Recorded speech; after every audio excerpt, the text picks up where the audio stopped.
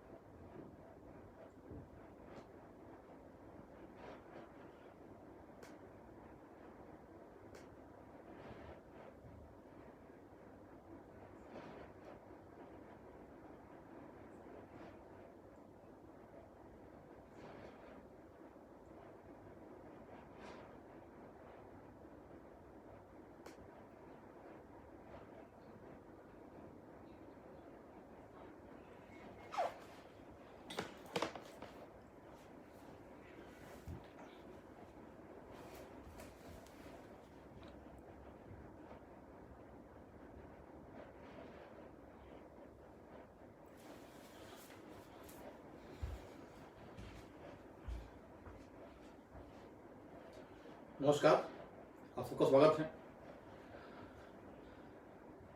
आज के इस फेसबुक इंस्टाग्राम लाइव पे आप सबका स्वागत है।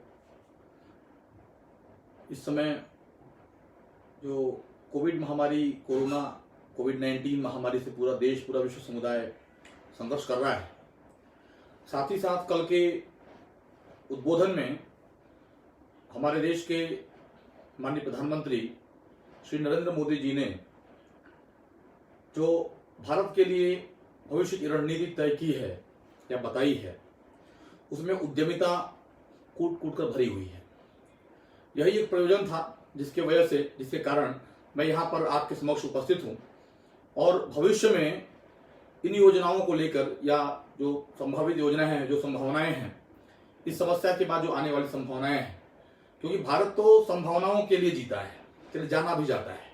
और जब जब समस्याएं आई हैं तब तब भारत ने संभावनाओं के रूप में उन्हें कन्वर्ट किया है। निश्चित ही कोरोना महामारी को देखें, कोरोना महामारी के चलते विश्व के कई देशों की अर्थव्यवस्थाएं चकनाचूर हो चुकी हैं, कई देशों की कमर की रीढ़ की हड्डी टूट चुकी है, लेकिन भारत ने इसमें भी अपने लिए कुछ एक नया ढूंढ लिया और पुनः गांव की ओर लौटने और देश की ओर लौटने और हमारे पुरातन संस्कृति की ओर लौटने का एक मुहिम के रूप में हमने इसे देखा है और इसे हम उसी रूप में ले भी रहे हैं। हम किस प्रकार अपने आप पे आत्मनिर्भर हो जाएं। प्रधानमंत्री जी ने एक संदेश दिया, आत्मनिर्भर भारत अभियान। जब हम आत्मनिर्भरता की बात करते हैं तो हम एंटरप्रेन्योर की बात करते हैं, उद्यमी की बात करते हैं। उद्यमेन हिम किम न सिद्धयन्ति कार्याणि न मनोरथै नहि सुप्तस्य सिंहस्य प्रवेशन्ति मुखे मृगा। सोए हुए सिंह के मुंह में मृग स्वयं नहीं जाता है, उसके लिए उसे उद्यम करना पड़ता है। और यही सीख कल के उद्बोधन से भी हमें मिली है। हम चर्चा करेंगे, आज का जो विषय है उस विषय के अंतर्गत हम चर्चा करेंगे कि किस प्रकार युवाओं के लिए विभिन्न अवसर उपलब्ध हैं और किस प्रकार ग्रामीण क्षेत्रों में, लोकल क्षेत्रों में हम तरह तरह के स्टार्टअप्स के माध्यम से अपने इस महाअभियान को, जिसमें भारत सबसे अग्रणी बने और आत्मनिर्भर बने, इस अभियान को ध्यान में रखते हुए हम स्टार्टअप्स के क्षेत्र में, स्टूडेंट स्टार्टअप्स के क्षेत्र में किस प्रकार से आत्मनिर्भर बन सकते हैं, उसके बारे में मैं आपसे कुछ चर्चा करूंगा। जब हम एक उद्यमी की बात करते हैं तो उद्यमी वह होता है जो रिस्क लेता है, जो रिस्क टेकर है, जो इनिशिएट करता है, जो प्रारंभ करता है, जो सबसे पहले अग्रणी होता है, जिसमें लीडरशिप की क्वालिटी होती है, जो सबसे आगे बढ़ना चाहता है, जिसमें बहुत सारी ख्वाहिशें होती हैं, जो बहुत आगे बढ़ना चाहता है, बहुत पैसा कमाना चाहता है, अपने आप को एक पोजीशन पे देखना चाहता है, वह उद्यमी है। और जब जब उद्यमियों ने ठाना है तब तक वो कुछ करके गए हैं, कुछ करके दिखाया है और विश्व समुदाय के सामने, देश के सामने उन्होंने अपना उदाहरण प्रस्तुत किया है, चाहे वो धीरू भाई अंबानी हो। ऐसे कई परिवार हैं, भारत के कई उद्योग घराने हैं जो फर्श से अर्श तक का सफर जिन्होंने, और अर्श से फर्श तक का भी कई लोगों ने सफर देखा है, लेकिन उद्यमी ने किस प्रकार से अपने आप को मजबूत किया है, किस प्रकार से अपने दृढ़ निश्चय के चलते, अपने कर्मशील होने के नाते, कर्मशील के सिद्धांत को ध्यान में रखते हुए उसने किस प्रकार से देश का निर्माण किया है, स्वयं का निर्माण किया है, अपने परिवार को वह सुख सुविधाएं दे सक पाया है जो कि वह देना चाहता था। यह जो ड्रीम है, जो ड्रीमर है, जो स्वप्न देखता है, वह है एंटरप्रेन्योर, वह है उद्यमी जो ड्रीम देखता है, जो सपना देखता है। स्वप्न हम जब देखते हैं, हम स्वप्न को साकार, स्वप्न हम प्रतिदिन देखते हैं। हर व्यक्ति रोज 2 से 3, 4, 5, 6, 7, 10 सपने भी देखता है। कई सपने हम आंखें बंद करके देखते हैं, कई सपने हम खुली आंखों से देखते हैं, पर सपने हम देखते हैं। कई लोग उसमें ऐसे भी होते हैं जो अपने सपनों को साकार करने के लिए लग जाते हैं। जो अपने सपनों को साकार करने के लिए लग जाते हैं वह कहलाते हैं उद्यमी, या वो कहलाते हैं एंटरप्रेन्योर या उद्यमी कहलाते हैं। आज का जो जमाना है वो स्टार्टअप्स का जमाना है। तरह तरह के नए अनुसंधानों, नए नए प्रयोगों के द्वारा, कम से कम संसाधनों के उपयोग के द्वारा बहुत बड़ी से बड़ी चीजें की जा रही हैं। अनेकों अनुसंधान ऐसे हैं जहां बहुत ही छोटे लेवल पे हम देखते हैं कि उनको कम से कम संसाधनों में, कम से कम पूंजी में, कम से कम फंड्स में उन्हें क्रिएट किया गया है और उन्हें बनाया गया है, और वो मानव जाति के कल्याण के लिए अभी भी उतने ही उपयोगी हैं और कारगर हैं।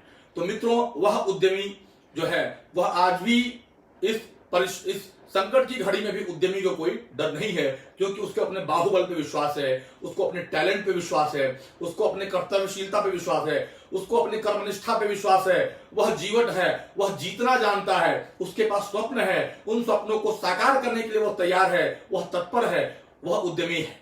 तो आइए हम उन्हीं उद्यमियों के बारे में कुछ चर्चा करते हैं और किस प्रकार वह उद्यमी पोस्ट कोविड एरा जिसे हम कहते हैं पोस्ट कोविड एरा होने वाला है। पहले हम देश की जब कोई स्थिति की स्टडी किया करते थे तो हम उसमें pre independence and post independence की बात करते थे। अब जो जमाना आ गया है कोविड महामारी की बात, pre Covid and post Covid environment की बात करेंगे। जब हम बिजनेस इन्वायरमेंट की बात करेंगे जो उद्यमी को अफेक्ट करता है, वह कौन कौन से इन्वायरमेंट जो अफेक्ट करते हैं? PESTL याद करें, PESTL।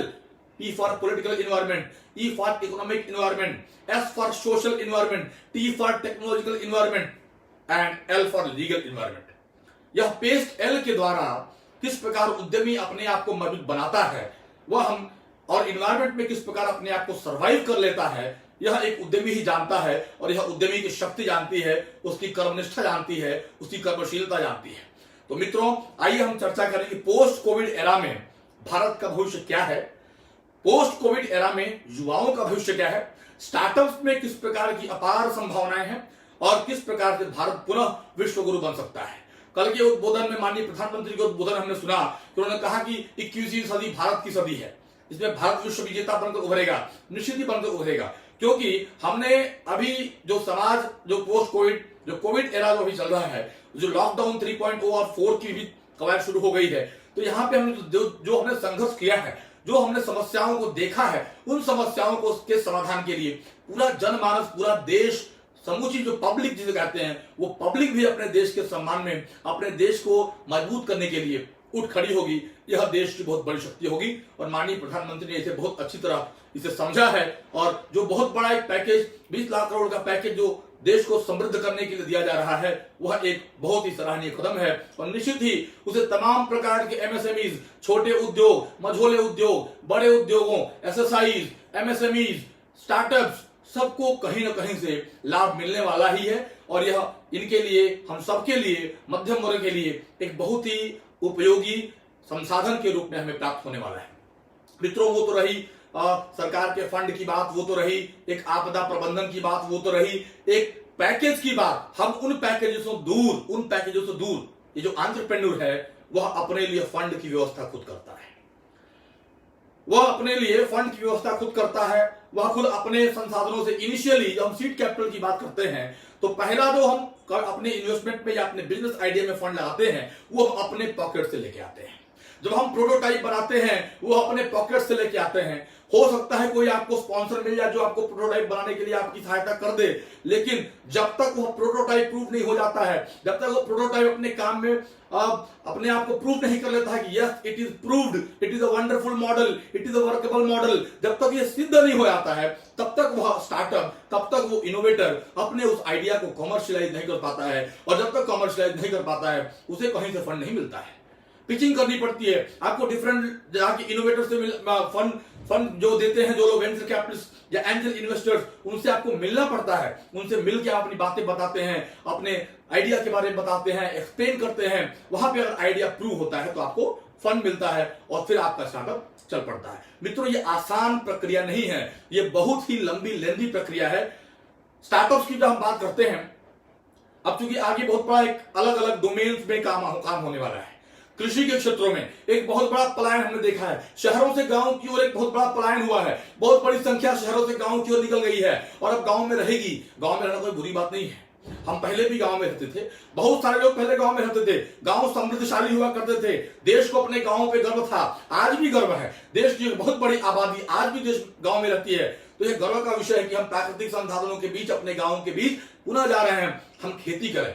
आज कृषि की उत्पादकता कम क्यों है? कृषि की उत्पादकता कम होने के एक सबसे महत्वपूर्ण कारण है गांवों से शहरों में लोगों का पलायन। किसान का बेटा किसान नहीं बनना चाहता है, यह सबसे बड़ा दुख का कारण है। जिसके जीन में किसानी है, जिसके जीन में कृषक होने का लक्षण है, जो कृषक के परिवार का है, जो बचपन से कृषि जिसने देखी है, लेकिन वह आगे चल के कृषि करना नहीं चाहता है, तो उसे लगता है कि यह बहुत तुच्छ काम है।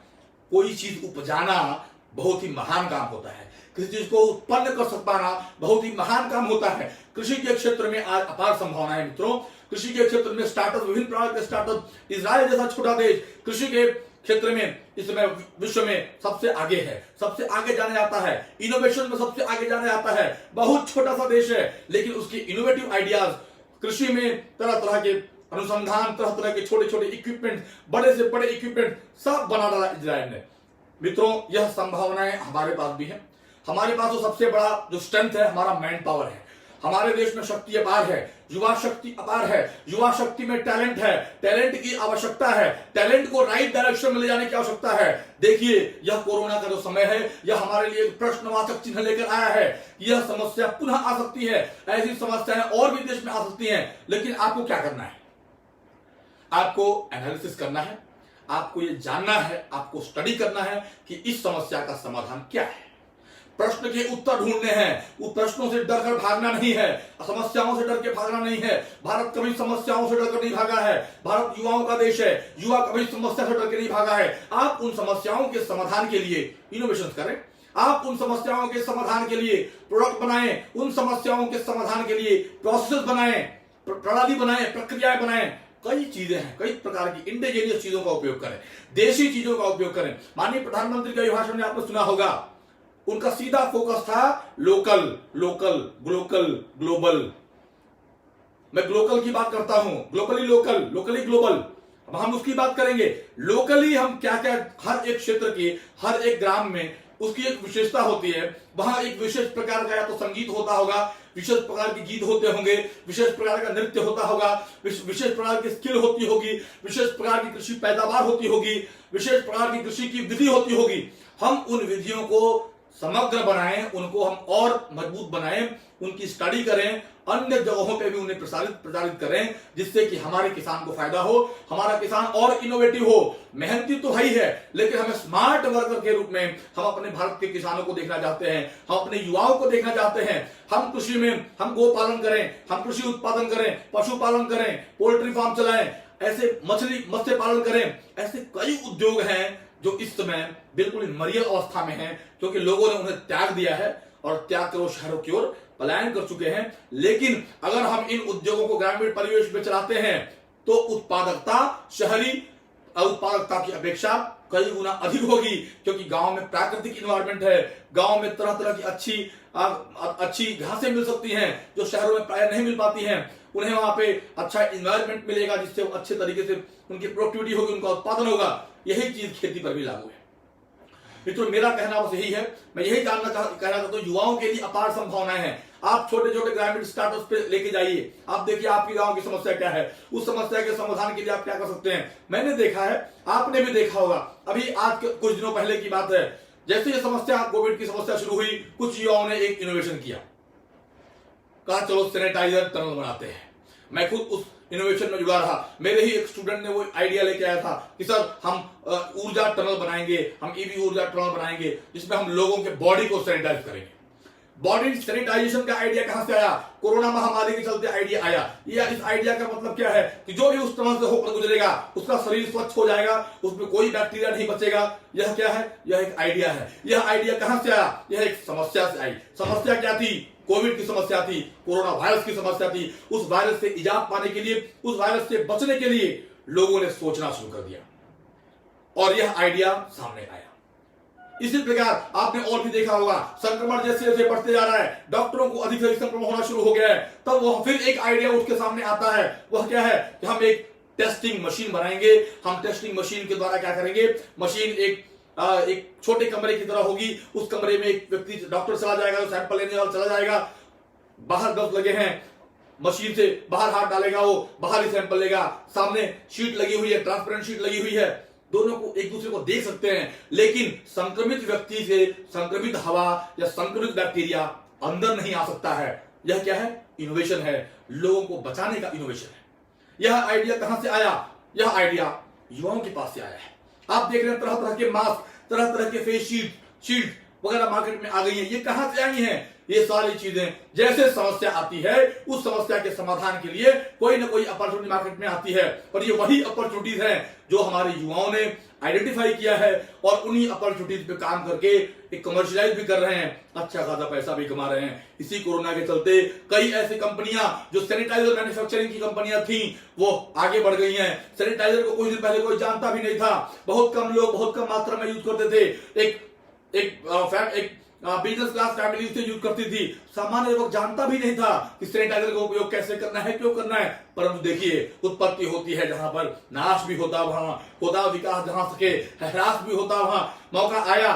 सैनिटाइजर कंपनियों के भी दिन बदले, आज उन्हें भी मार्केट में ढूंढा जा रहा है। तरह तरह की कंपनियां सैनिटाइजर प्रोड्यूस करना शुरू की हैं, मास्क प्रोड्यूस करना शुरू किया है, तो ये हेयर कवर प्रोड्यूस करना शुरू किए हैं, ग्लव्स प्रोड्यूस करना शुरू किए हैं। ये भाई कहां से आया, यह डिमांड कहां से आई है? यह एक समस्या के चलते आई है।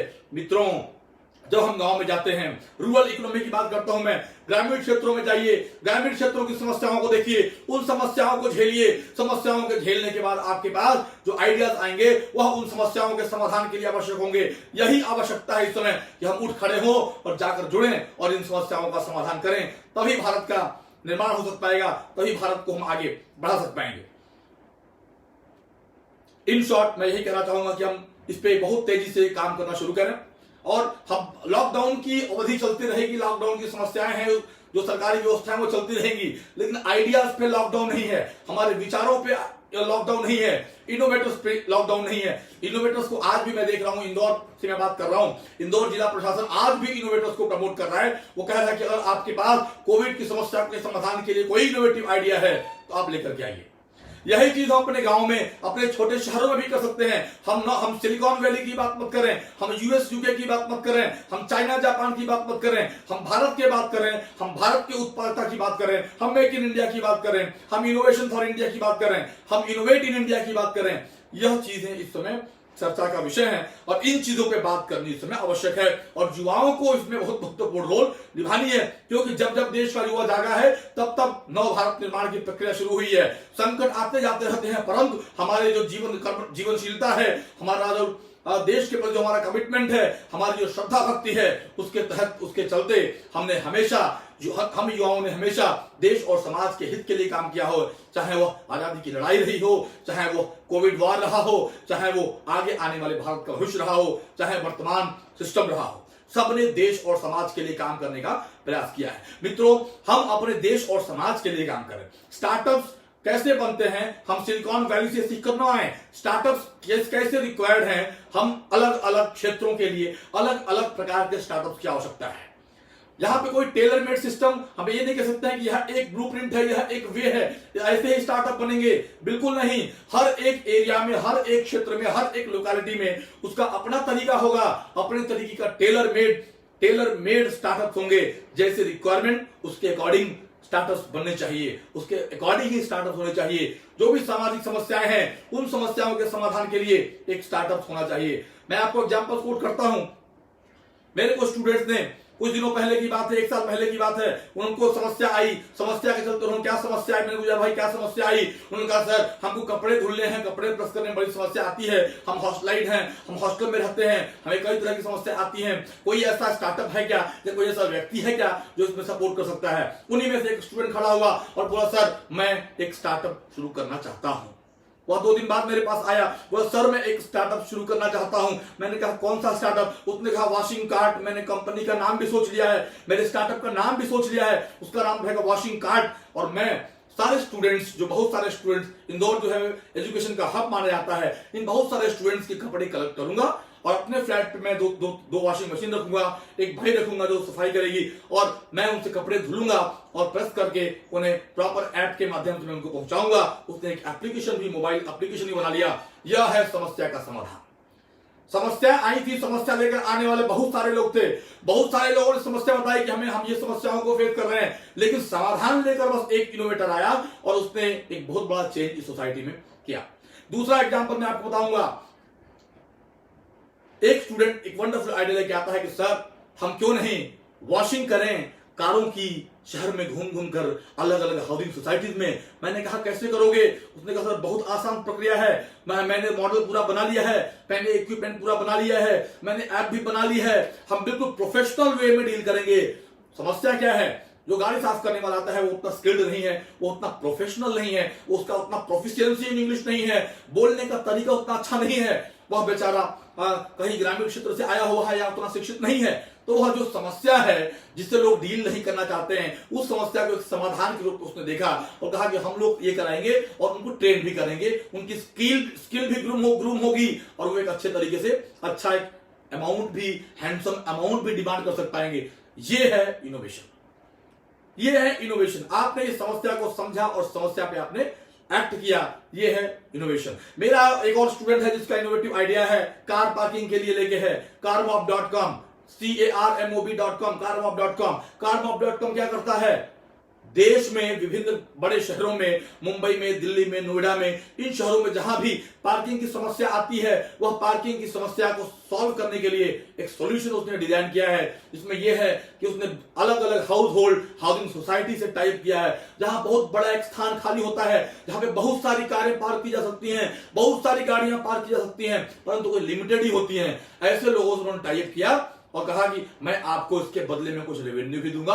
गाड़ियां जो भी अपनी गाड़ियों को सुरक्षित पार्क करना चाहते हैं, कोई बाहर से आए हुए हैं, वो आके वहां पे व्यक्ति अपना पार्क कर सकते हैं। बदले में जो अमाउंट पे करेंगे वो ऐप के माध्यम से कुछ 40% मैं आपको ट्रांसफर करूंगा, 60% मैं रखूंगा, गाड़ी उनकी सुरक्षित रहेगी, अच्छे स्थान पर रहेगी, पार्किंग की कोई समस्या नहीं है। तो देश के संसाधनों का समुचित उपयोग हो सकता है।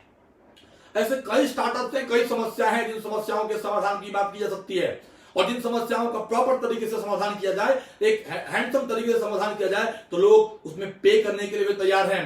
मुझे याद है, मैं जिस संस्थान से जुड़ा हुआ हूं, इसके पहले जिस संस्थान में मैं जुड़ा हुआ था, उस संस्थान के बच्चों ने एक बड़ा ही वंडरफुल इनिशिएटिव लिया। मैंने कहा क्या समस्या है? बच्चों का था कि कॉलेज 2 शिफ्ट में चलता था, उनकी समस्या ये थी, पार्किंग की बहुत बड़ी समस्या थी। सुबह 8 बजे आते आते जल्दी पार्किंग करने की समस्या होती थी, कहीं खड़ा कर दिए तो कोई यहाँ वहां गाड़ी गिरा जाता था, तो यहाँ पे क्या करना था, क्या समस्या थी? उसके लिए उन्होंने एक वंडरफुल आइडिया निकाला कि सर हम पार्किंग को मैनेज करने की एक प्रोफेशनल सर्विस शुरू करना चाहते हैं। पढ़ने के दौरान ही मॉर्निंग शिफ्ट वाले शाम में करेंगे, शाम की शिफ्ट वाले मॉर्निंग में सर्विस देंगे। 4-5 बच्चों ने मिलकर 5 रुपए पार्किंग फीस रखा, बड़ा अमाउंट कलेक्ट किया, उनकी कैपिटल क्रिएट हो गई। कॉलेज से पास आउट होने के बाद उन्होंने अपना स्टार्टअप खोल लिया। ये भी एक स्टार्टअप ही था, पर कॉलेज से बाहर निकल तो उन्होंने अपना स्टार्टअप खोल लिया। कई ऐसे स्टूडेंट हैं जिन्होंने फूड के कई सारे स्टार्टअप्स और चेन चला रहे हैं। मेरे लिए गर्व का विषय है कि मैं इस फील्ड से जुड़ा हुआ हूं। एंटरप्रेन्योर युवाओं ने देश को हमेशा बदला है और यही चीज हमें करना पड़ेगा। उसके लिए जिजीविषा, जीने की इच्छा और जीवट बनना पड़ेगा। एंटरप्रेन्योर को जगह जगह संघर्ष करना पड़ा है, जब लेकिन उसने संघर्ष किया है, संघर्ष को उसने जीता है। समय लगता है परंतु वो जीतता है। ग्रामीण परिवेश में इस समय युवाओं के लिए अपार संभावनाएं हैं। हम अपने गांव को इकट्ठा करें, सेल्फ हेल्प ग्रुप बनाएं, कई प्रकार के वेजिटेबल्स हैं, वेजिटेबल्स को मार्केट में पहुंचाने का एक बहुत बड़ा सर्विस सप्लाई चेन का मॉडल बन सकता है, जिससे देश और समाज, कृषक समाज भी, ग्रामीण परिवेश भी और शहर दोनों को लाभ मिलेगा। सप्लाई चेन में हम क्या कर सकते हैं? गांव की सब्जियां, तरोताजा सब्जियां या अनाज जो भी हैं, फल फ्रूट जो भी हैं, उन्हें हम प्रॉपर कैटेगरी वाइज ग्रेडिंग करने के पश्चात हम उन्हें शहरों में पहुंचा सकते हैं। बीच के बिचौलियों को हटा सकते हैं, एक अच्छा धन, अच्छा कैपिटल कमा सकते हैं। एक बहुत बड़ा सोर्स ऑफ अर्निंग ये हो जाएगा। मित्रों, संभावनाएं अपार हैं। बस आपको ये करना है, आप अगर गांव में जाते हैं तो गांव में सब्जियों की ग्रेडिंग कर लें। इस साइज की सब्जी का मूल्य इतना रहेगा, यह छोटी साइज का है थोड़ा कम रहेगा, इस प्रकार हम ग्रेडिंग करें। जैसे आलू की ग्रेडिंग होती है, हर तरह की सब्जी की ग्रेडिंग होती है। हम ग्रेडिंग से हम चीजों को अपने ग्रामीण स्तर पे ही अगर कर लेते हैं, सेग्रीगेशन कर लेते हैं, उनका रेट फिक्स कर लेते हैं, उसमें क्वालिटी दे लेते हैं, क्लीन कर लेते हैं, प्रॉपर पैकेजिंग कर देते हैं और हम सप्लाई चेन के लिए भी शहरों तक पहुंचाने के लिए, मंडी तक पहुंचाने के लिए तैयार कर लेते हैं, तो इससे बढ़िया अपॉर्चुनिटी समाज में कहीं और नहीं है। पूरा देश हमेशा खाना खाता रहेगा, भोजन करता रहेगा, भोजन की आवश्यकता हमेशा रहेगी। ग्रामीण क्षेत्र तो कभी गरीब हो ही नहीं सकता है अगर हम प्रॉपर तरीके से, ठीक तरीके से संसाधनों का उपयोग करें, अपने मैन पावर का उपयोग करें, अपने लोगों को राइट डायरेक्शन में स्टार्टअप्स की ओर, इनोवेटिव आइडियाज की ओर लेकर जाएं। पार संभावना है मित्रों, इसमें कोई डरने की बात नहीं है। कोविड के पश्चात भी एक बहुत बड़ा मैन पावर जो है शहरों से गांवों की ओर पलायन कर चुका है। उनके लिए एक बहुत बड़ा स्ट्रगल भी रहेगा। लेकिन मैं जो समस्या देख रहा हूं, मैं खुद किसान परिवार से हूं, मैं जब अपने गांव जाता हूं तो मैं देखता हूं कि हमारे यहाँ किसानों की कमी हो गई है, खेत में काम करने वाले मजदूरों की कमी हो गई है, क्योंकि सारे मजदूर शहरों में चले गए हैं। तो यह एक समस्या है। यानी संसाधन होने के बावजूद भी, खेत होने के बावजूद भी, बीज होने के बावजूद भी, संसाधन, अन्य जल संसाधन होने के बावजूद भी, मजदूर के नहीं होने की वजह से, कृषि कार्य करने वाले लोगों की कमी होने की वजह से कृषि की उत्पादकता कम हो जाती है, और उस कृषि की उत्पादकता कम होने के कारण अनाज कम उत्पन्न होता है और अनाज महंगा हो जाता है। वही शहर में वही मजदूर खरीद के खाता है वही महंगा वाला चावल, महंगा वाला गेहूं, महंगा वाला आटा। लेकिन अगर वही चीज हम यहाँ पे संसाधन को समृद्ध कर दें तो एक बहुत बड़ी समस्या का समाधान हो जाएगा। मित्रों, सोचने विचारने की बात है, यह सोचने और विचारने की बात है। यह बिल्कुल इस समय अगर देखा जाए तो भारत शक्ति संपन्न है, समृद्धशाली है, एक बड़ा बृहद पैकेज भी हमारे साथ है, हमें कोई समस्या नहीं है। बस ये है कि हम इनोवेटिव आइडियाज पे काम करते रहें। युवाओं के लिए इनोवेटिव आइडियाज पे काम करना बहुत ही आवश्यक है। मैं 2 दिन पहले की घटना बताऊंगा। 2 से 3 दिन की घटना हुई। बिना सोशल डिस्टेंसिंग को फॉलो करते हुए या बिना किसी चीज को टच करते हुए हम किस प्रकार से सैनिटाइजर से, किस प्रकार से हैंड वॉश कर सकते हैं, यह हमने देखा। कुछ बच्चों ने रॉड्स के माध्यम से इक्विपमेंट, मैकेनिकल इक्विपमेंट बनाया है जिसे पैर से आपको प्रेस करना है। पैर से प्रेस करते ही ऊपर जो सैनिटाइजर का बॉटल है उस बॉटल का कैप दबता है और सैनिटाइजर बाहर निकलता है। आप हैंड को सैनिटाइज कर सकते हैं, आपको टच करने की आवश्यकता नहीं है। टच करना है तो क्या, पैर के जूते से नीचे आपको एक बटन प्रेस करना है, एक रॉड को हल्का सा प्रेस करना है और ऊपर से आपको प्रेस करेगा और जिसमें आपको सैनिटाइजर आपके हाथ में आएगा। तो ये इनोवेशन के कई मॉडल हैं, कई तरीके हैं, कई प्रकार से लोग कर रहे हैं, इसमें कोई तकलीफ नहीं है। लेकिन हाँ, ये है कि अपना ओरिएंटेशन खुला रखें। हम उद्यमी हैं तो उद्यमी और इनोवेटर्स बने, और समस्या आती है तो ही इनोवेशन होता है। समस्या आ चुकी है, आगे चल के बहुत बड़ी समस्या के रूप में अगर हमने अभी अपने आप को नहीं संभाला या हमने भी अपने आप को इनोवेशन के फील्ड में नहीं लाया या लोकल आइडियाज को, लोकल इनोवेटर्स को हमने प्रमोट नहीं किया तो हम कोलैप्स हो जाएंगे, हमारी इकोनॉमी कोलैप्स हो जाएगी। लेकिन भारत इतना कमजोर नहीं है, भारत का युवा इतना कमजोर नहीं है, वह दृढ़ निश्चयी है, दृढ़ संकल्पी है। देश और समाज को जब जब भी आवश्यकता पड़ी है युवा वर्ग हमेशा उठ खड़ा हुआ है। मेरा युवाओं से ही अपील है कि आप सभी देश और समाज की इन स्थितियों को समझें, इन स्थितियों को भांपें और इसमें हम क्या कर सकते हैं देश और समाज के लिए, इसके लिए हमें चिंता करना पड़ेगी। हमें उसके लिए इनोवेटिव आइडियाज पे काम करिए। ग्रामीण क्षेत्रों में क्या क्या इनोवेशन हम कर सकते हैं उसके बारे में आप देखिए। बैलगाड़ी, इनोवेटिव बैलगाड़ी कैसे बन सकती है, हम उसके बारे में चर्चा कर सकते हैं।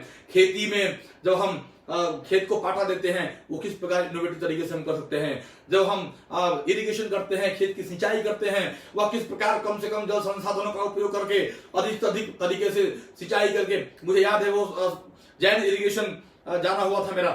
जैन इरिगेशन को मैंने देखा, वो पहाड़ जलगांव, अब वो जलगांव कहा जाता है, वहां का पूरा पहाड़ जो है जहां पे कहीं जल नहीं था, बिल्कुल सूखा पड़ा था, लेकिन जैन इरिगेशन के इरिगेशन मॉडल ने उसे इतना हरा भरा कर दिया है कि वहां देखने लायक है। वह इनोवेशन का सबसे बड़ा जीता जागता उदाहरण है। वहां तरह तरह के फल फ्रूट, हर प्रकार के, कश्मीर से लेकर कन्याकुमारी तक जिस प्रकार के फल फ्रूट होते हैं, हर तरह के फल फ्रूट को उगाने का काम किया जा रहा है। उस प्रकार का वहां पे इन्वायरमेंट क्रिएट किया जा रहा है। मित्रों, कुछ भी संभव है, हम भी उस प्रकार का इनोवेशन करके, उस प्रकार का इन्वायरमेंट क्रिएट करके कश्मीर से लेकर कन्याकुमारी तक जो भी फल फूल सब्जियां उगते हैं हम उन्हें अपने घरों में उगा सकते हैं।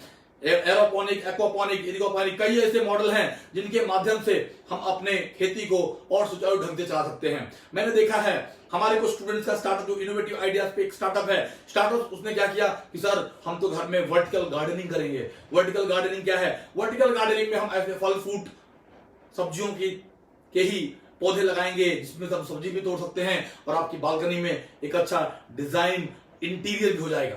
तो ये कुछ भी इनोवेशन किया जा सकता है। आप अपने घर में ऑर्गेनिक चीजों को उगा सकते हैं।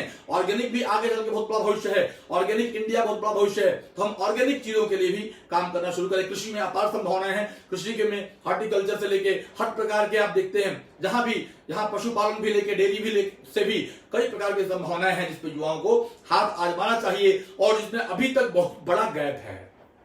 समस्या है कि अभी तक बहुत बड़ा गैप है और जिनके पास वो स्किल्ड नहीं है, हम स्किलिंग करना भी शुरू करें। अभी इस समय कुछ पढ़े लिखे युवा अगर गांव जाते हैं तो वो स्किल सेंटर के रूप में शुरू कर सकते हैं, जहां पे लोगों को अंतर्राष्ट्रीय स्तर की जो पद्धतियां हैं, अंतर्राष्ट्रीय स्तर का जो स्किल है वो सिखा सकते हैं कि किस प्रकार सफल तरीके से पशुपालन करें, किस प्रकार सफल तरीके से मत्स्य पालन करें, किस प्रकार सफल तरीके से फल फूल पौधों को उगाएं, किस प्रकार से ये सारी चीजें, औषधियों का व्यापार करें, औषधियों का संचयन करें। अन्य कई चीजें हैं जिस पे काम किया जा सकता है अपने स्किल को इंप्रूव करके और हम अपने एनवायरनमेंट को यूज करेंगे।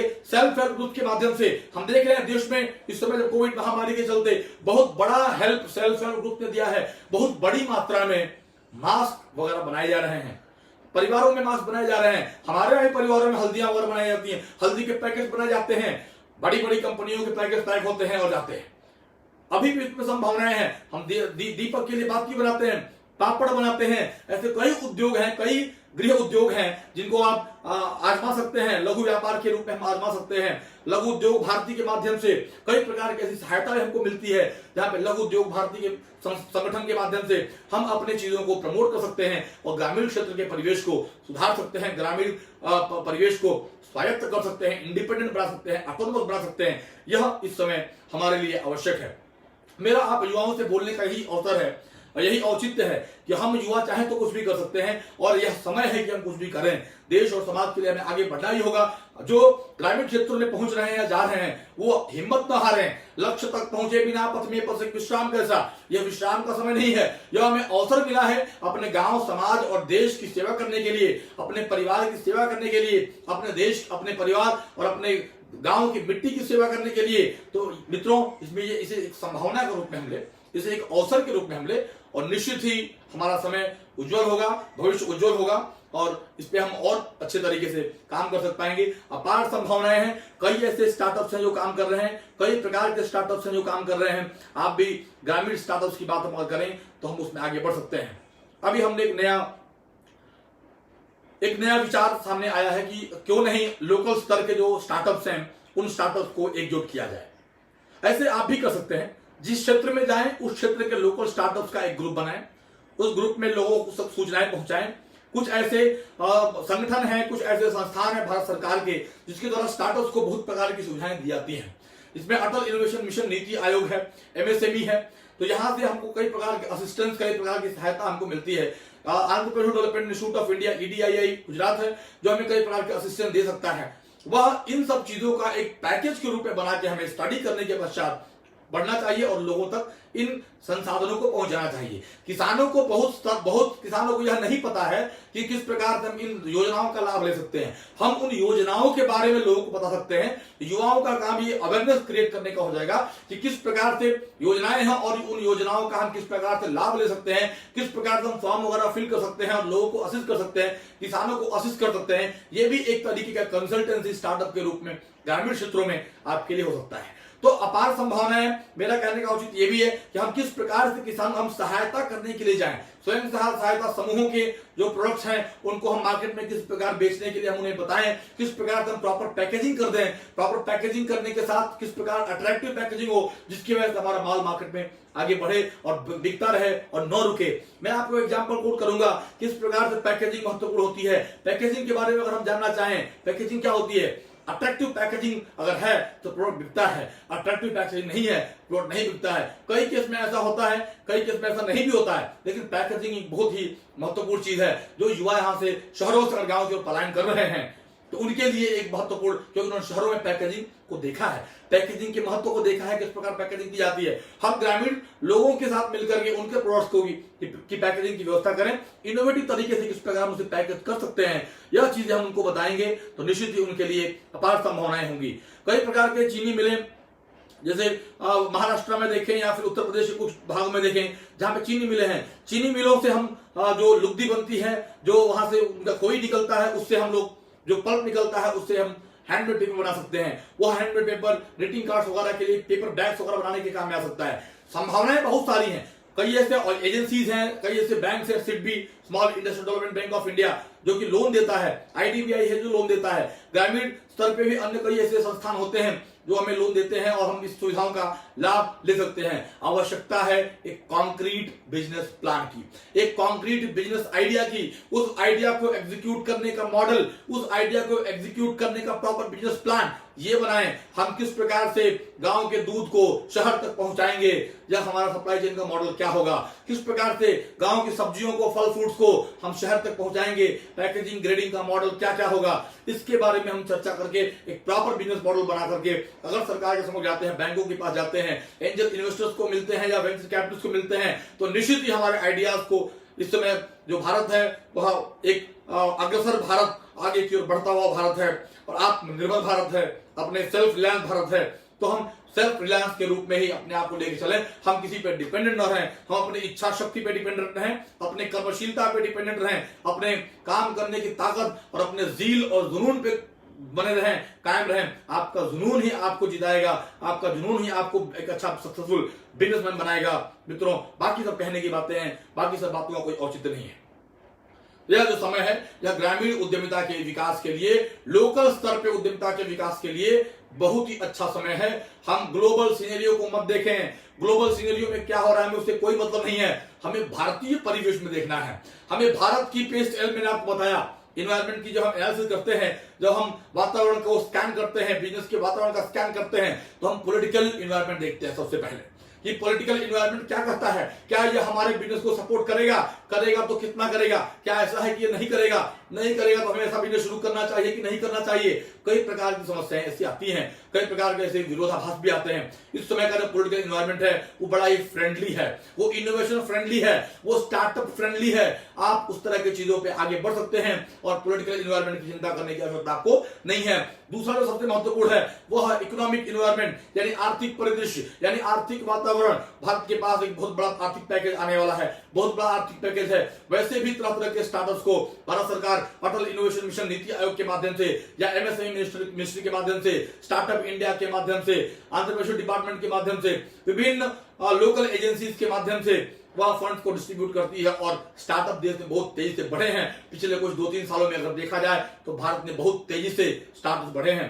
यह एक अच्छा संकेत है, यानी स्टार्टअप में संभावनाएं हैं। देखिए, जो विचार आपके मन में आता है वह विचार होने वाला होता है तो ही आपके मन में आता है। ऐसा कोई विचार आपके मन में नहीं आ सकता है जिसका होना संभव न हो। ऐसी कोई बात, कोई आइडिया आपके मन में नहीं आती है, आ सकती है जिसका होना संभव न हो। इसलिए अपने आइडिया पे काम करें और अपने आइडिया पे डटे रहें, क्योंकि आप entrepreneur हैं। You have to become entrepreneur. You have to become entrepreneur. You have to take risk. You have to build the nation. It is your own duty to reconstruct your own nation, to help our own people, to help our own society for our own livelihood. This is the right time to innovate. This is the right time to take wonderful decisions. This is the right time to choose wonderful ideas. This is the right time to act. मित्रों, समस्या क्या आती है हमारे देश में? हम बोलते हैं think tank, think tank, think tank बहुत सारे हैं। कई संस्थानों के अपने खुद के थिंक टैंक्स होते हैं, कई देशों में उनके अपने थिंक टैंक्स होते हैं। मैं थिंक टैंक्स की बात नहीं करता हूं, मैं एक्शन टैंक्स की बात करता हूं।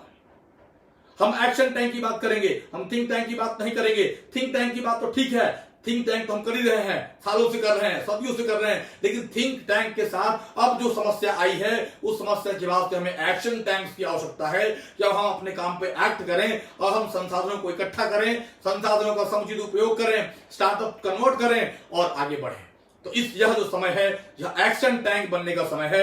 यह समय थिंक टैंक के साथ हम एक्शन टैंक ही बने, तभी हम अपने देश को पुनः विश्व गुरु बना सकते हैं।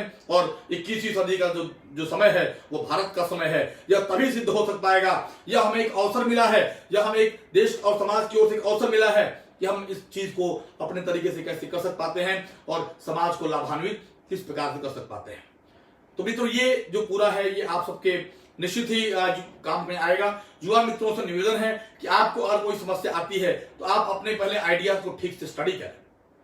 दिन भर में तो हमारे पास 50 आइडियाज आते हैं, उसमें से 2-3 आइडियाज ऐसे होते हैं जो हमें सोने नहीं देते हैं। उन आइडियाज पर हमें काम करना चाहिए। और हर व्यक्ति के ब्रेन में, हर व्यक्ति के दिमाग में कुछ ना कुछ आइडिया जरूर आता है। और जब ये आइडिया आता है तो उस आइडिया पे आपको काम करने की आपकी इच्छा शक्ति होनी चाहिए। हाँ, कई बार कई स्टेजेस पे, कई चरणों में आपके उस आइडिया पे बहिष्कार होगा, आइडिया को लोग रोकेंगे, आइडिया रिजेक्ट होगा, लेकिन आपको लगता है कि the future of country, it is needed, so you can move ahead. I have seen many students, many innovators, they had the wonderful idea but they were not relevant because उस समय वो चीजें थी नहीं। जैसे हम बात करते हैं ईवीज की, इलेक्ट्रिक व्हीकल की हम जब बात करते हैं, आज से 5-6 साल पहले इलेक्ट्रिक व्हीकल्स के बारे में कौन सोचता होगा? कोई नहीं सोचता था। हमने कभी नहीं सोचा था कि इलेक्ट्रिक बसें या इलेक्ट्रिक कारें या इलेक्ट्रिक रिक्शा चलेंगे, लेकिन अब चल रही हैं। ये जो आइडिया जो लेके सालों से काम कर रहे हैं, उनका क्या? उन्होंने अच्छा करके दिखाया, प्रूफ किया है अपने आप को, और आज वो एग्जीक्यूट कर चुके हैं। Now they are pioneers, they are giants, they are earning a lot, they are happy, they are entrepreneurs. तो मित्रों, मेरा ये कहना है कि हम किस प्रकार से अपने आइडियाज को लेकर काम करें और आइडिया को लेकर स्टिक हो जाएं। मैं आपको एक स्टोरी सुनाता हूं। उस स्टोरी में अपने काम को पूरा करने के लिए अपने काम, अपने जिजीविषा या अपनी इच्छा शक्ति को दर्शाती ये कहानी है, जो आप लोगों ने भी सुनी होगी। ये कहानी बड़ी प्रसिद्ध कहानी है, यह लोकल कहानी है, जो उत्तर प्रदेश के एक छोटे गांव की कहानी है। उस कहानी को मैं आपको सुनाता हूं जो बचपन में मैंने सुनी थी, जिसमें से मैंने उद्यमिता का पाठ सीखा है, जिसमें से मैंने स्टार्टअप्स का पाठ सीखा है, जिसमें से मैंने इच्छा शक्ति, कर्मशीलता का पाठ सीखा है। वह कहानी मैं आज आपको बताता हूं। वह कहानी एक चिड़िया की, वह कहानी एक चिड़िया की। चिड़िया, छोटी चिड़िया, एक छोटी सी चिड़िया की कितनी बड़ी कहानी हो सकती है, उसकी उद्यमिता की कितनी बड़ी कहानी हो सकती है, उसके बारे में आपको अंदाजा नहीं होगा। अगर अंदाजा नहीं है तो सुनिए, मैं आपको बताता हूं कि उद्यमिता क्या होती है और किस प्रकार अपने देश को अपने कर्म के माध्यम से हम उद्यमी बना सकते हैं और हम जो चाहें वो हम पूरा कर सकते हैं। वह उस कहानी में उस चिड़िया ने बताया है। चलिए मैं कहानी आपको बताता हूं। एक छोटी चिड़िया एक दाने के लिए कहीं घूमती है और भूख लगी है, पूरा परिवार उसके साथ है। उसे एक दाना मिलता है, वह दाने को पीसने के लिए एक खूंटे के पास जाती है और वहां उसको पीसती है। पीसने के बाद मटर, जो चना, वो चने का बीज पाई है, उसके 2 टुकड़े हो जाते हैं। एक टुकड़ा तो बाहर निकलता है, लेकिन एक टुकड़ा उस खूंटे में जहां पे वो पीसने गई थी वहां फंस जाता है और वो बाहर नहीं निकलता है। चिड़िया को वो आधा दाना चाहिए क्योंकि वह उसके हक का दाना है। चिड़िया को उसका आधा दाना चाहिए क्योंकि वो उसके हक का दाना है। हमें भी हमारा हक चाहिए, हमें भी देश और संस्कृति को मजबूत करना है, हमारे आइडियाज पे हमें काम करना है, हमें अपने आप को प्रूफ करना है, हमें उद्यमी बनना है। चिड़िया की उद्यमशीलता यहां से शुरू होती है और विभिन्न स्टेजेस पे, कई स्तर पे बहिष्कार होने के बाद भी, तिरस्कार होने के बाद भी, रिजेक्ट करने के बाद भी चिड़िया अपने आप को प्रूफ करती है और उस लेवल तक जाती है जहां पर उसके बात की सुनवाई होती है, उसके तथ्यों को सुना जाता है और उस पर एक्ट किया जाता है और वह जीत जाती है। तो मित्रों, हम उद्यमी बनने के लिए हमें क्या करना पड़ेगा? तो ये चिड़िया की कहानी मैंने आपको बताई। जैसे चिड़िया खूंटे से निवेदन करती है कि मेरा आधा बचा हुआ दाना मुझे दे दो, वो बोलता है मैं नहीं दूंगा। फिर वो बढ़ई के पास जाती है, बोलते बढ़ई खूंटे को चीरो, उसमें से दाना निकालो, मुझे मेरा दाना चाहिए, मेरे पीछे मेरा पूरा भरा परिवार है, मेरे बच्चे हैं, वो भूखे हैं, उनके लिए मुझे व्यवस्था करनी है। वो भूखे हैं, मैं उद्यमी हूं, मैंने उद्यम करके इसे कमाया है, मैं इसे ऐसे नहीं जाने दूंगी, मैं इसे अपने परिवार तक लेके जाऊंगी। यह जो उसकी जिजीविषा है, यह जो उसकी इच्छा शक्ति है, यह जो चिड़िया की कर्मशीलता है, वह हमें चाहिए, वह हमें चाहिए। बढ़ई मना कर देता है। चिड़िया अगले स्तर पे आती है। यह चिड़िया क्या कर रही है? चिड़िया अपने प्रपोजल को लेके जा रही है। यह उसका बिजनेस मॉडल है, यह उसका बिजनेस प्रपोजल है, यह उसका प्रपोजल वंडरफुल आइडिया है, जिसे वह बिजनेस प्रपोजल के रूप में डिफरेंट स्टेजेस पे विभिन्न बैंकों के पास, इनोवेटर्स के पास या वेंचर कैपिटलिस्ट के पास, एंजल इन्वेस्टर्स के पास, बैंक के पास जाते हैं आइडियाज को लेके। ठीक उसी प्रकार बिजनेस प्लान को लेके चिड़िया विभिन्न स्तरों पे जाती है। अब चिड़िया राजा के पास जाती है, राजा से निवेदन करती है इस बढ़ई को दंड दिया जाए क्योंकि ये खूंटे को नहीं चीर रहा है, इस खूंटे में मेरा चने का दाना फंसा हुआ है जो मेरे परिवार की भूख को मिटा सकता है, मैंने बड़ी मेहनत से उसे कमाया है, मैं उसे ऐसे नहीं जाने दूंगी। लेकिन राजा भी कहता है इस तुच्छ चिड़िया की बात में क्या है, अरे जाओ तुम हटो चिड़िया। वहां से वो रानी के पास जाती है। रानी से कहती है ऐसे राजा को छोड़ दो जो अपनी प्रजा की रक्षा नहीं कर सकता है, वह बढ़ई को दंड नहीं दे सकता है, वह बढ़ई खूंटे को नहीं चीर रहा है, खूंटे में दाना फंसा हुआ है, वह मेरे परिवार के लिए आवश्यक है, मैंने बड़ी मेहनत से कमाया है, मुझे मेरा असर चाहिए, मुझे मेरी संपत्ति चाहिए, मुझे मेरी कमाया हुआ धन चाहिए। रानी भी मना कर देती है। रानी के मना करती है, वो सांप के पास जाता है, कहता है इस रानी को डसो, इस रानी को काटो क्योंकि इसने मेरी सहायता नहीं की है और राजा ने भी सहायता नहीं की है, बढ़ई ने भी सहायता नहीं की है, खूंटे ने भी सहायता नहीं की है। सांप कहता है तुम्हारे लिए मैं क्यों करने जाऊं। फिर वो लाठी के पास जाती है, कहती है सांप को मारो क्योंकि उसने रानी को नहीं काटा, रानी ने राजा को नहीं छोड़ा, राजा ने बढ़ई को नहीं दंड दिया, बढ़ई ने खूंटे को नहीं चीरा, खूंटे में से दाल नहीं निकला, जो मेरी मेहनत की कमाई है मैं उसे छोड़ नहीं सकती हूं। लाठी भी मना कर जाता है। फिर वो अग्नि के पास जाती है, कहती है जला दो इस लाठी को, पूरी कहानी बताती है। लाठी भी मना कर जाता है। फिर वह अग्नि के पास जाती है, अग्नि जला दो इस लाठी को, अग्नि मना कर जाता है। समुद्र के पास जाती है, समुद्र जला दो बुझा दो इस आग को, समुद्र मना कर जाता है। समुद्र के पास हाथी के पास जाते, सोख जाओ इस समुद्र को, हाथी भी मना कर जाता है। जाल के पास जाती है कि फंसा दो इस हाथी को, जाल भी मना कर जाता है। फिर चूहे के पास जाती है, कहती है काट दो इस जाल को, कुतर डालो इस जाल को, चूहा भी मना कर देता है। फिर वो बिल्ली के पास जाती। कर्मशीलता देखिए आप, जिजीविषा देखिए, दृढ़ इच्छा शक्ति देखिए उस चिड़िया की। अपनी अस्थि, अपनी कमाने की जो चीजें हैं, अपनी अस्थियां जो हैं, अपनी जो असट है, अपनी जो मेहनत है, उसे ऐसे नहीं गंवाना चाहती है। यह उसका आइडिया है, वह अपने आइडिया को डिफरेंट लेवल्स पे किस प्रकार प्रोजेक्ट कर रही है, वो महत्वपूर्ण है कि वो कहीं से कहीं तक जा सकती है। वो एक छोटे बढ़ई से एक बड़े राजा तक, सांप तक, समुद्र तक, लाठी तक, निर्जीव सजीव, राजा, पक्षी, पशु, सब तक पहुंच गई है अपने प्रोजेक्ट को लेके। वह प्रोजेक्ट उसके लिए महत्वपूर्ण है। वह उस प्रोजेक्ट को ऐसे नहीं जानना चाहती है। मित्रों, हमें भी हमारे प्रोजेक्ट के लिए ऐसा करना पड़ेगा। अंत में जब वो बिल्ली के पास पहुंचती है कि बिल्ली तुम इस चूहे को खा जाओ, संजोग से बिल्ली भूखी रहती है और बोलती है कि हाँ मैं चूहे को खाऊंगी। जैसे बिल्ली चूहे को खाने की कहती है, पूरा माहौल उल्टा हो जाता है।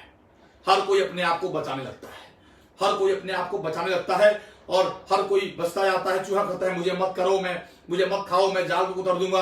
जाल कहता है मुझे मत कुतरो, मैं हाथी को फंसा लूंगा। हाथी कहता है मुझे मत फंसाओ, मैं समुद्र को पी जाऊंगा। समुद्र कहता है मुझे मत पियो, मैं तो आग को बुझा दूंगा। आग कहता है मुझे मत बुझाओ, मैं लकड़ी को जला दूंगा। लकड़ी कहता है मुझे मत जलाओ, मैं सांप को मार दूंगा। सांप कहता है मुझे मत मारो, मैं रानी को डसूंगा। रानी कहती है मुझे मत डसो, मैं राजा को छोड़ दूंगी। राजा कहता है मुझे मत छोड़ो, मैं तो बढ़ई को दंड दे देता हूँ। बढ़ई कहता महाराज दंड मत दीजिए, मैं खूंटे को चीर देता हूँ। और बढ़ई खूंटा भी परेशान, बोलता है मुझे मत चीरो, मैं दाना ही दे देता हूँ। खूंटा अपने आप फट जाता है, चिड़िया का आधा दाना बाहर निकल जाता है। चिड़िया उस दाने को लेके अपने परिवार की खुशी के लिए चली जाती है। यह चिड़िया की दृढ़ इच्छा शक्ति के कारण ही है। मित्रों, हमें उस दृढ़ इच्छा शक्ति की आवश्यकता है। हमारे अंदर, हम युवाओं के अंदर उस दृढ़ इच्छा शक्ति की आवश्यकता है। विभिन्न स्तरों पे रिजेक्शंस मिलेंगे, लेकिन हमारा सिलेक्शन भी होगा। हमें उस सिलेक्शन होने तक अपनी दृढ़ इच्छा शक्ति को मजबूत रखना है, अपने अंदर इंप्रूवमेंट लेना है और विभिन्न स्तरों पे अपने आप को परिपक्व करना है, अपने आप को मजबूत करना है। हम जीतेंगे ये तय है, परंतु हमारी इच्छा शक्ति बनी रहनी चाहिए। हमारे अंदर जो एंटरप्रेन्योरियल क्वालिटीज है वो डेवलप होती रहनी चाहिए ताकि हम जीतते रहें। मुझे एक छोटी सी कविता याद आती है जो बड़ी महत्वपूर्ण है। आप इस कविता को ध्यान सुनिएगा। मैं इस कविता को आप सबके समझ रखता हूं। ये कविता क्या है? हम बौने लोग कुछ नहीं कर सकते हैं। हम बौने लोग कुछ नहीं कर सकते हैं। हम बौने लोग कुछ नहीं कर सकते हैं, परंतु परंतु परंतु ऊपर उड़ सकते हैं, आसमान को छू सकते हैं, आसमान में सूर्य तक पहुंच सकते हैं, सूर्य की ऊर्जा में से थोड़ी रोशनी चुरा सकते हैं, धरती के सीने बो सकते हैं जहां से सूर्य के कई चमचमाते हुए पौधे उगेंगे और पूरे विश्व को रोशन करेंगे। हम बौने लोग कुछ नहीं कर सकते हैं। हम इतना कर सक पा रहे हैं, यानी हम सब कुछ कर सकते हैं। हमारे अंदर अगर वो इच्छा शक्ति रही तो हम सूर्य को ही जाके छू सकते हैं, हम सूर्य से भी रोशनी चुरा सकते हैं, धरती के सीने बो सकते हैं। बस आवश्यकता है उस इच्छा शक्ति की। और अपने समाज में हम एकजुटता के माध्यम से जो सेल्फ हेल्प ग्रुप हैं, स्वयं सहायता समूह है, या हम मिलजुल कर किस प्रकार से राष्ट्र पुनर्निर्माण का काम कर सकते हैं, वह हमें इसमें करने की आवश्यकता है। अभी हमने देखा स्वदेशी की ओर भारत बहुत तेजी से बढ़ा है। यह इस समय की वर्तमान जो समय है उसकी आवश्यकता है कि हम अपने लोगों के लिए, अपने लोगों के द्वारा बनाए हुए संसाधनों का उपयोग करें, बनाए हुए वस्तुओं का उपयोग करें। इससे भारत और समृद्धशाली होगा। हम किसी अन्य देश पे डिपेंडेंट नहीं रहेंगे। हमारा खुद अपना, हम सुई से लेकर हवाई जहाज तक हम खुद बनाएंगे। मित्रों, अपार संभावनाएं देश में है। इस समय और अपार संभावनाएं हो गई हैं। बाहर से कोई कंपनी नहीं आने वाली है जो है वो काम कर रही है, लेकिन हमें अपने देश के संसाधनों पे, अपने देश के कंपनीज पे, अपने देश के स्टार्टअप्स पे, अपने देश के उद्यमियों पे विश्वास करना है। उनके साथ मिलकर अपने देश का निर्माण करना है। इसमें अपनेपन का भाव बहुत आवश्यक है। राष्ट्राय स्वाहा इदम राष्ट्राय इदन्नम, जो है हमारे देश का है और देश के प्रति समर्पित है। देश है तो हम हैं, देश नहीं है तो हम नहीं हैं। तो मित्रों, अभी ये जो समय है देश और समाज के लिए लड़ने का समय है, देश और समाज के लिए खड़े होने का समय है, इनोवेटिव आइडियाज पे काम करने का समय है। चाहे वो ग्रामीण क्षेत्र हो, चाहे वो शहरी क्षेत्र हो, चाहे वो छोटे टाउन हो, कस्बे हो, सब जगह उनकी अपनी समस्या है। उन समस्याओं के समाधान के बारे में सोचिए, उन समस्याओं के समाधान के आइडियाज पे काम कीजिए, इनोवेशन पे काम करिए, स्टार्टअप बनाइए और निश्चित ही हम सब मिलकर अपने देश को मजबूत बना सकते पाएंगे और एक पुनर्निर्माण की जो प्रक्रिया चल रही है देश में, वह हम पूरा कर सकते हैं। प्रश्न और कई सारे होंगे जिस पे आपको चर्चा भी करनी होगी। प्रश्न अगर आप चाहें तो आपने प्रश्न कमेंट बॉक्स में डाल सकते हैं और लाइव के पश्चात मैं उन कमेंट्स को पढ़ लूंगा और कमेंट्स पढ़ने के बाद मैं आपके प्रश्नों के उत्तर दे दूंगा। निश्चित ही आप ये अधिक से अधिक लोगों तक शेयर करें ताकि युवाओं तक ये बात पहुंचे, क्योंकि इस समय लॉकडाउन जैसे खुलेगा वैसे तरह तरह की भ्रांतियां आपके मन में आएंगी, कई तरह की ऐसी प्रवृत्तियां भी आपके अंदर जागृत होंगी जिससे आपको डर लगेगा कि अब मेरा भविष्य क्या है। अरे भाई, आपका भविष्य बहुत उज्जवल है, आपका भविष्य अपने देश में अत्यंत उज्जवल है। इस समय वो लोग संकट में हैं जो अपने देश में नहीं है। हमने कोरोना के समय में भी देखा है कि विश्व के अन्य देशों के लोग जो भारत में फंसे हैं वो भारत में ही रहना चाहते हैं, भारत से बाहर नहीं जाना चाहते हैं। उनको लगता है कि भारत सुरक्षित है। क्यों सुरक्षित है? भारत में जो इम्यून पावर है वो स्ट्रांग है, क्योंकि हम औषधियों को बचपन से हमारे जीवन शैली में ही औषधि का सेवन है। हम औषधियों को लेकर स्टार्टअप कर सकते हैं। इन औषधियों को हम अंतरराष्ट्रीय बाजार नहीं बेच सकते हैं। अदरक का कोई हम बना सकते हैं, अदरक का कोई हम पेस्ट बना के बेच सकते हैं। कुछ ऐसे कफ को दूर करने के लिए कोई हम औषधि का निर्माण कर सकते हैं। अपार संभावनाएं हैं भाई, संभावनाओं की कमी नहीं है। बट ये है कि हम किस प्रकार उन संभावनाओं को अपने जीवन में उतारते हैं और किस प्रकार से उन्हें उस काम पे लगते हैं। काम कोई छोटा या बड़ा नहीं होता है, काम होता है। काम से हमारा और देश का नाम होता है, अतः हम काम करें। मैथिली शरदगुप्त की कविता है, कुछ काम करो, जग में रहकर कुछ नाम करो।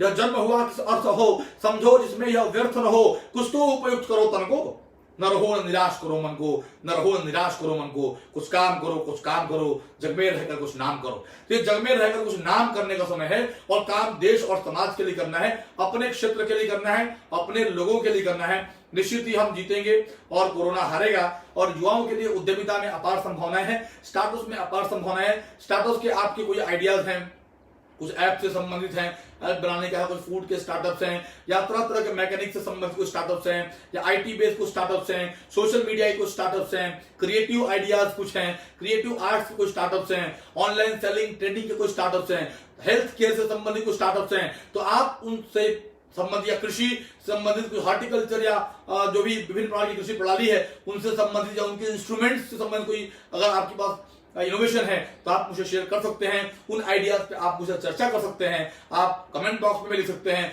इंडिविजुअल भी आप मुझे एसएमएस कर सकते हैं, आप मुझे कॉल कर सकते हैं, आप मुझे व्हाट्सएप कर सकते हैं। मेरा नंबर है 9993456731। मैं फिर रिपीट करता हूँ 9993456731, 9993456731। आप मुझे इस नंबर पे फोन कर सकते हैं, इस पे मैसेज कर सकते हैं। आप अपने आइडियाज, आपके प्रॉब्लम्स आप मुझसे डिस्कस कर सकते हैं और निश्चित ही आपकी ऊर्जा शक्ति आपके काम आएगी और हम दोनों मिलकर के हम आपकी समस्या का समाधान करेंगे। निश्चित ही जहां जहां एजेंसी जो आपको कनेक्ट करना होगा मैं वहां पे करने का प्रयास करूंगा और हम सब मिलकर हम सब मिलकर अपने देश और समाज के निर्माण में लग जाएं। क्योंकि अभी तक तो हम अन्य देशों के लिए या हमारे सामान बाहर भी भेजे जाते थे, बट अब हम जो कुछ बनाएंगे अपनों के लिए बनाएंगे। और जब हम अपनों के लिए बनाएंगे तो हम सेवा के भाव से बनाएंगे, और जब हम सेवा के भाव से बनाएंगे तो हम उत्कृष्ट बनाएंगे। तो आइए हम कुछ उत्कृष्ट बनाएं, देश और समाज के लिए इनोवेटिव आइडियाज पे काम करें, उत्कृष्ट भारत को बनाएं। और भारत को जो अब आत्मनिर्भर बनाने की बात है, भारत इसी प्रकार से आत्मनिर्भर होगा कि जब युवा वर्ग अपने कार्य में, अपने स्टार्टअप्स के माध्यम से, अपने इनोवेटिव आइडियाज के माध्यम से, इनोवेटिव कृषि के माध्यम से, इनोवेटिव सप्लाई चेन के माध्यम से जब वह खुद आत्मनिर्भर हो जाएगा तो देश अपने आप आत्मनिर्भर हो जाएगा। तो हम युवाओं के कंधे पे बहुत बड़ी जिम्मेदारी है। यह संघर्ष का समय है, इस संघर्ष में हम जीत कर उभरेंगे और हम 21वीं सदी जो भारत की सदी है उसको हम प्रूव करेंगे और निश्चित ही देश और समाज और समूचे विश्व में भारत का नाम होगा। मैं इसी के साथ अपनी वाणी को यहाँ विराम दूंगा। मैं चाहूंगा कि आप सभी अक्सर विभिन्न विषयों पे मैं अपने विचारों को रखता रहूंगा, तो आप जो कभी भी जुड़ना चाहें आप जुड़ सकते हैं। अलग अलग विषयों पे हम चर्चा करेंगे। यह एक युवाओं के लिए क्या क्या संभावनाएं हैं उस पर हमने चर्चा की है, बहुत ही मोटा मोटी रूप में हमने चर्चा किया है। अभी इन डिटेल हम एरिया वाइज, सेक्टर वाइज चर्चा करेंगे कि आईटी सेक्टर्स में क्या क्या संभावनाएं हैं, कृषि के क्षेत्र में क्या क्या संभावनाएं हैं, फूड एंड एग्री के क्षेत्र में क्या क्या संभावनाएं हैं, मैकेनिक फील्ड में क्या क्या संभावनाएं हैं, हेल्थ केयर में क्या क्या संभावनाएं हैं, एविएशन में क्या क्या संभावनाएं हैं, टूल्स वगैरह में क्या क्या संभावनाएं हैं। हम उन सारे या सोशल मीडिया के क्षेत्र में, मल्टीमीडिया के क्षेत्र में क्या क्या संभावनाएं हैं उस पर हम डिटेल में चर्चा करते रहेंगे। एक के बाद यह जो कड़ी है वो आगे बढ़ते रहेगी और विभिन्न विषयों पर हम एक के बाद एक चर्चा करते रहेंगे, जिससे आपका भी ज्ञानवर्धन होगा और आपको जहां कहीं भी समस्या होगी तो आप मुझसे जुड़ सकेंगे और अपने समस्या का समाधान कर सक पाएंगे। आज के लिए बस इतना ही। मैं doctor Puneet Dwivedi, professor and group director, modern group of institute Indore, और स्टार्टअप के लिए और इंक्यूबेशन के लिए एक्सपर्ट के रूप में मुझे जाना जाता है। देश समाज में मैं अपनी सेवाएं देता रहता हूं और शिक्षक होने के नाते मेरा कर्तव्य है कि देश और समाज की सेवा में मैं लगा रहूं, युवाओं का मार्गदर्शन करता रहूं। और यही समय है कि युवजनों जागो जगाओ देश, तज विद्वेष, देश और समाज की रक्षा के लिए हम युवाओं को उठ खड़ा होना होगा। उद्यमिता के मंत्र को धारण करें, स्टार्टअप्स में कूद जाएं, स्टार्टअप्स के आइडियाज को लेकर काम करें, इनोवेशन पे काम करें, अपने दोस्तों के साथ मिलकर काम करें। आगे का भविष्य हमारा होगा। 21वीं सदी हमारे देश की सदी होगी, हम सबकी सदी होगी। हम सब सधे होंगे, हम सब मजबूत होंगे, हम सब सशक्त होंगे और हमारा भारत विश्व गुरु बनेगा। इसी शुभकामना के साथ आपका दिन शुभ हो। वंदे मातरम, जय हिंद।